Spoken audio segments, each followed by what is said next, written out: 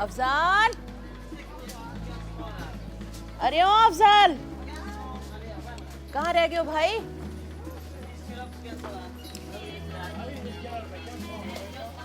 जी बेगम साहिबा, आपने याद किया, हुक्म करें। हुक्म नहीं अफजाल, ताकीद है। किसी किस्म की इंतज़ाम में कोई कमी नहीं रहनी चाहिए।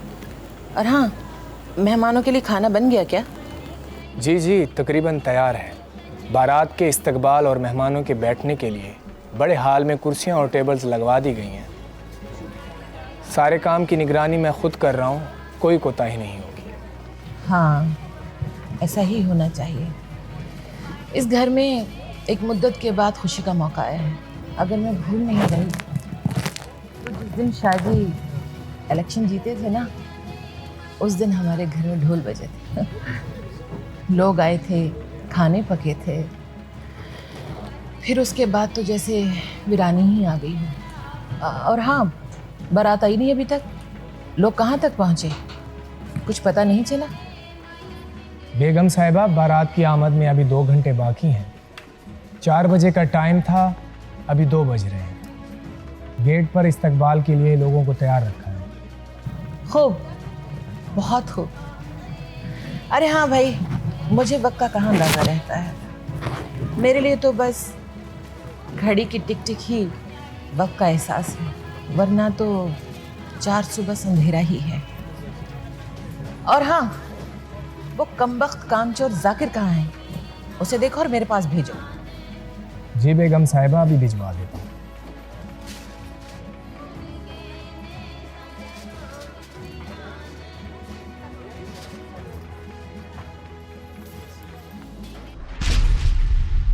अरे रुको, इधर आओ।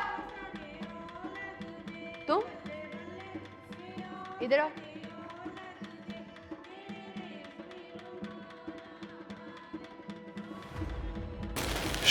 आप मेरी बात सुने, मैं आपको सब बताता हूँ। आप मेरी बात तो सुने। तुम यहाँ कर क्या रहे हो बारात से पहले? किसी ने देख लिया ना तो शामत आ जानी है तुम्हारी। एक्चुअली मैंने नेहा से वादा किया था कि मैं शादी से पहले उसको फूल देने आऊँगा, और बस मैं आ गया। कौन है साहिबा? किससे बातें कर रही हो? वो बेगम साहिबा डेकोरेशन वाला आया है। आपने कहा था ना कि हवेली में चरागा करना है, इसीलिए इसे बुलाया है। हाँ हाँ, अच्छा अच्छा, अच्छा किया तुमने। अच्छा, ज़रा इससे पूछो कि इसके पास कितने किस्म की बरकी कुमकुमें हैं? डेकोरेशन की बात हो रही है, लाइट्स की। जी जी बेगम साहिबा, मैं हर रंग के कुमकुमे ले आया हूँ। रेड, येलो, ग्रीन सब ले आया हूँ। हाँ, कोई रंग कम नहीं होना चाहिए, वरना हाजी साहब से कह देना कि मैं अगली बार किसी और से कह दूंगी। वो तो शादी की पुरानी सलाम दुआ है, इसलिए उन्हें हम हर मौके पे बुला लेते हैं। जी जी, आप फिक्र न करें, आपको शिकायत का कोई मौका नहीं मिलेगा बेगम साहिबा। बहुत खूब, जाओ शाबाश, अब अपना काम करो। वैसे तुम्हारी आवाज़ नेहा के दुनिया से बहुत मिलती है। इस तरह बोलते हो भाई, लोगों के चेहरे तो पहले मिलते थे, अब आवाज़ें भी मिलने लग गई हैं। जी बेगम साहिबा, आप मेहमानों के साथ बैठे ना, मैं इसे समझा देती हूँ। आप प्लीज़ जाएं। मेहमानों को टाइम दे लूँ ज़रा। तुम इसे समझा दो कि घर को अच्छे से सजाए। जी, आप परेशान ना हो।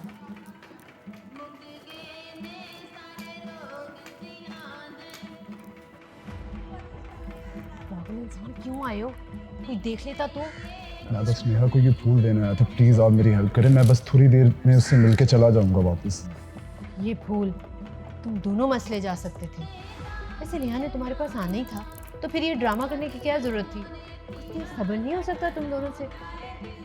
प्लीज़, मैं आपको ये सब आराम से बताऊंगा, लेकिन इस वक्त मुझे नेहा से मिलवा दो। गुलदस्ते से ही ना तुम्हें पीट दूँ। खैर, वादा, सिर्फ थोड़ी देर, प्रॉमिस। नेहा अपने कमरे में है, तुम चलो, मैं आती हूँ।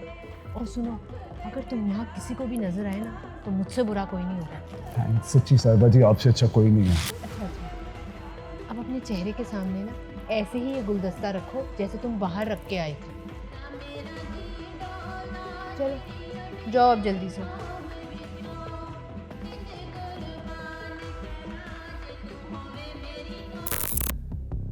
आपको कुछ तो याद होगा कि आप कौन हैं, कहाँ से आई हैं। आई मीन कोई हादसा आपके साथ पेश आया हो, कुछ तो याद होगा। मुझे कुछ याद नहीं कि मैं कौन हूँ, कहाँ से आई हूँ और मैं यहाँ कैसे। और आप सब लोग कौन हैं? मैं रमशा हूँ, ये मेरे हस्बैंड हैं काशिफ, और ये डॉक्टर जबरान है। नाचीज को डॉक्टर जबरान कहते हैं। गो के इन दोनों के बीच मैं वो मुर्गी हूँ जो दाल बराबर है, लेकिन देखने में तकरीबन डॉक्टर ही लगता हूँ। तुम शायद बोल रहे हो, तुम बातों से भांड भी लगते हो। बातों से लगता हूँ? जी नहीं, शक्ल से भी लगते हो। वैसे आपको कुछ तो याद होगा। आप कौन हैं, आपका नाम क्या है? आई मीन आपके साथ कोई हादसा पेश आया था, कुछ तो याद होगा। मेरा नाम?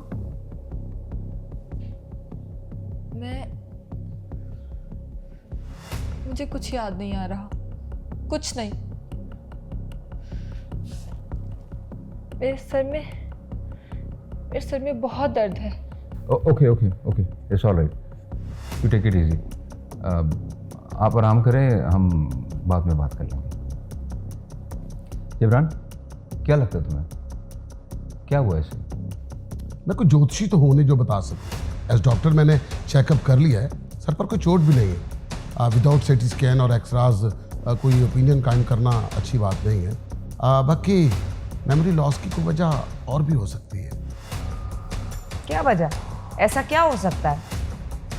बेटे की शॉक और डिजास्टर ये तो लड़की ही बेहतर बता सकती है।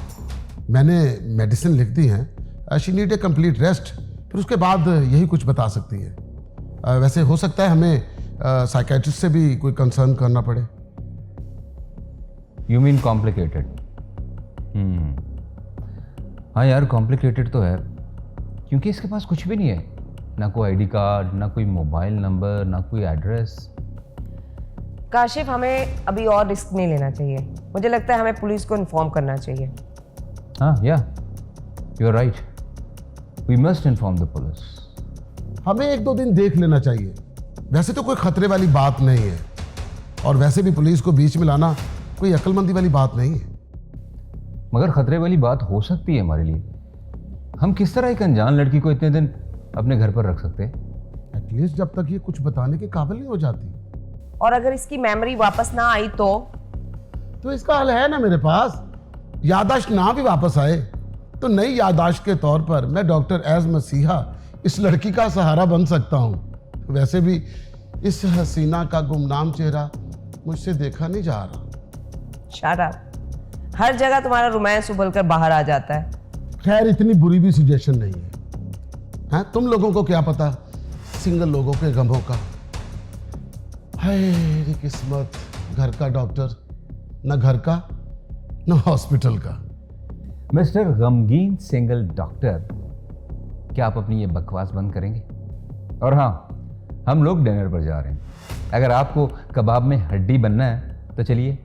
अरे वाह, आपने मेरे मुंह की नहीं मेरे पेट की बात छीन ली है। खाबे से तो नखरा बनता ही नहीं, फीस के तौर पर ही खा लेता हूँ। मगर एक सेकंड, एनीवे मिसेस सीना, आई एम सॉरी कि आपको आपका नाम तो याद नहीं, इसलिए मैंने आपको इस नाम से पुकार लिया। वैसे ये नाम बुरा नहीं है, बहुत अच्छा है।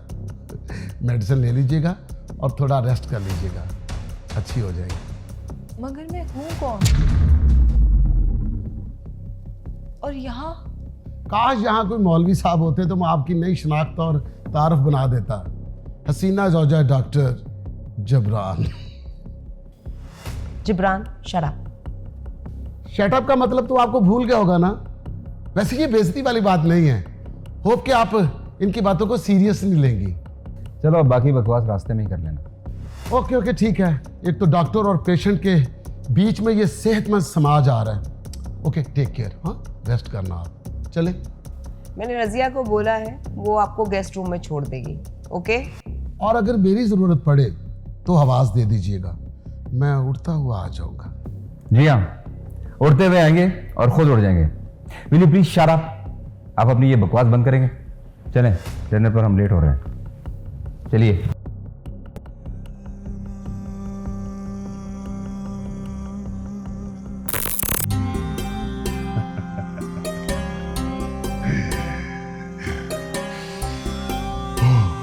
ओम जयंती मंगला काली काली कपालनी दुर्गा कुसुमे शिवा धातरी नमोस्तुते नमोस्तुते नमोस्तुते।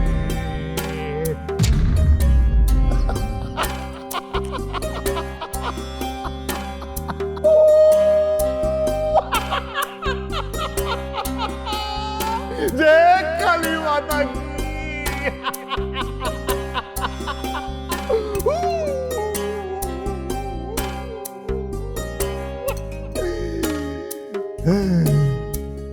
भगवान का तो शुक्र है, एक की तो यादाश्त मेरे पास आ गई।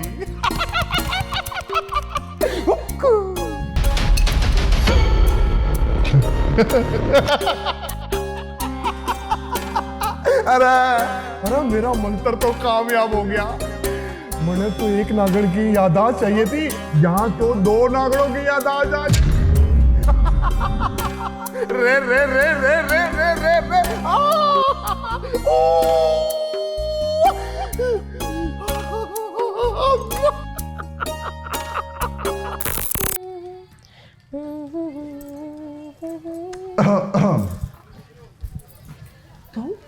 वैसे मुझे आज पता चला कि तुम गाती भी अच्छा हो।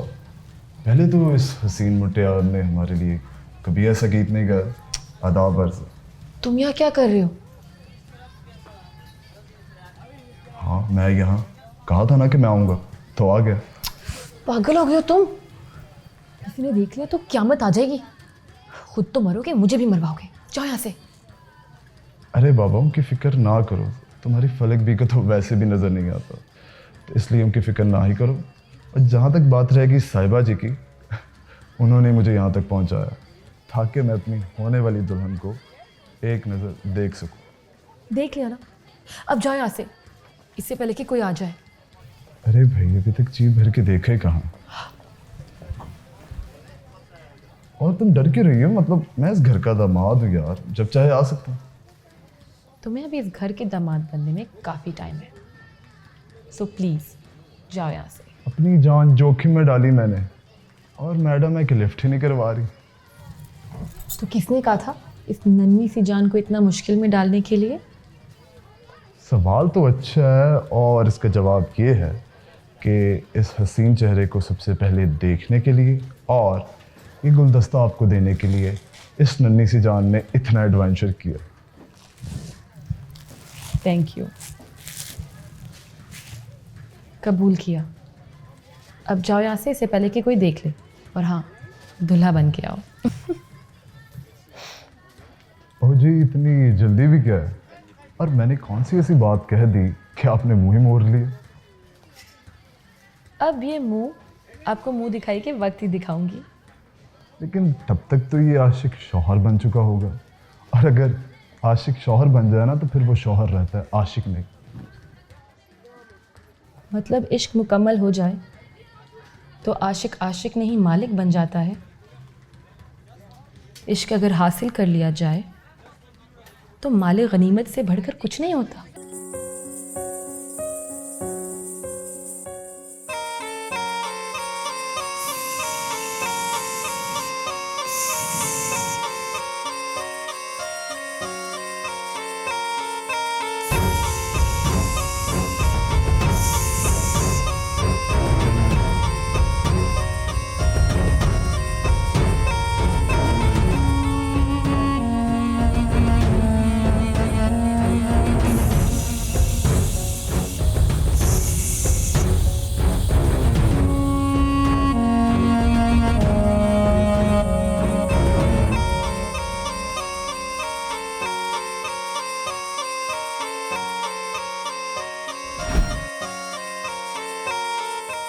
ओह मेरे खुदा, मुझे क्यों याद नहीं आ रहा कि मैं कौन हूँ,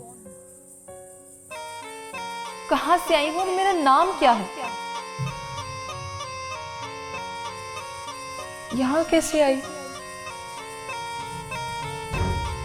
ये लोग कौन हैं?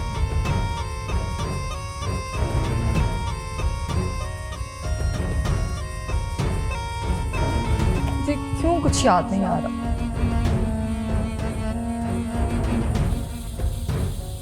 ओ मेरे खुदा, मेरा सिर फट जाएगा दर्द से। ये लोग, ये अजनबी लोग जो मुझसे पूछ रहे हैं, इनकी बातों का मैं क्या जवाब दूं? मैं क्या बताऊं कि मुझे खुद नहीं पता कि मैं कौन हूं। मेरे पास इनके सवालों के जवाब क्यों नहीं है?